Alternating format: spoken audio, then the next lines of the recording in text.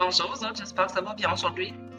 Aujourd'hui, je vais faire une petite leçon sur l'accord du participe passé, mais plus particulièrement sur l'accord du participe passé avec l'auxiliaire avoir. Allons-y. Je commence ici.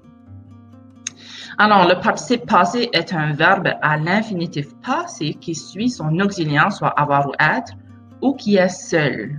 Okay? Pour vous donner un exemple, avec avoir, c'est j'ai. Exemple, manger, qui est votre participe passé, une crème glacée avec mon fils. Avec le verbe être, ça serait je suis, qui est notre verbe être. Aller, qui est notre participe passé. Faire une promenade à la plage. Celui, la première arrivée, c'est notre participe passé, mais comme vous pouvez voir, il n'y a pas de verbe avoir ou être devant. Okay? Le premier arrivé sera servi. Okay? Comment est-ce qu'on les accorde, nos participes passés? Okay? Avec avoir, le participe passé avec l'auxiliaire avoir s'accorde avec son complément direct qui vient avant le verbe. Okay? C'est très important que vous remarquiez qu'il vient avant le verbe. S'il vient après, le participe passé ne s'accorde pas. Okay? Je vous donne des exemples. J'ai mangé une pomme rouge. J'ai mangé qui? Il n'y a pas de réponse. J'ai mangé quoi? Une pomme rouge. Okay?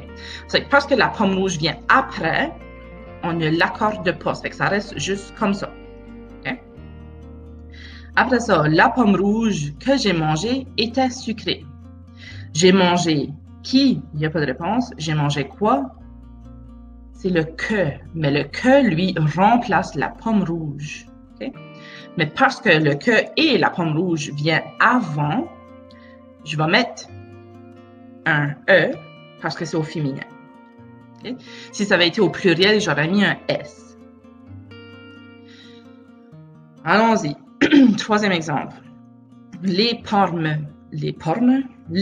vertes que j'ai cueillies étaient acides. Okay? Alors, j'ai cueilli qui? Il n'y a pas de réponse. J'ai cueilli quoi? Okay? C'est le que, mais le que remplace les pommes vertes. Parce que ça vient avant, on va accorder notre participe passé. Les pommes, c'est au féminin, on va mettre un E. Il est au pluriel, ça fait qu'on va mettre un S. C'est comme ça qu'on l'accorde. Bon, dans un exercice que je vais vous donner, si je transforme mes phrases, voici ce que ça peut donner. Okay? Crois-moi, on a trouvé la perle rare. Okay? Crois-moi, elle l'a trouvé. Elle a trouvé quoi? C'est le L apostrophe qui vient avant. Okay? Ça fait que le L apostrophe remplace la perle rare. Ça fait qu'on va ajouter un E. Ça, donc ça me dérange. Il nous a avoué ses torts. Okay? Les torts qu'il nous a avoués sont gênants. Okay? Fait que c'est un tort, fait qu'on n'a pas besoin de mettre de E. Ça reste au masculin. Mais on ajoute le S parce que c'est au pluriel.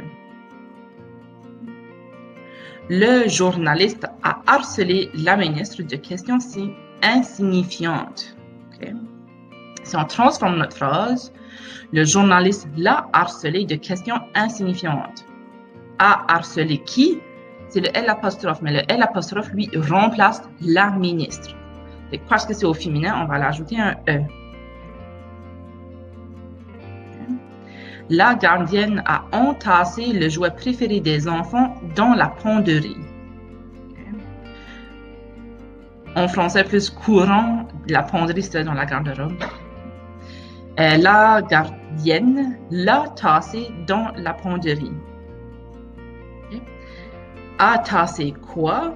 Le L apostrophe qui remplace le jouet préféré des enfants. Okay. Parce que c'est au masculin, on n'a rien besoin d'ajouter. Okay.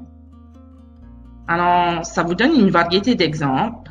J'espère que c'est assez clair. Sinon, posez des questions, ça me fera plus que plaisir de vous les répondre. Puis, je vous souhaite de passer une excellente journée, vous autres. Bye.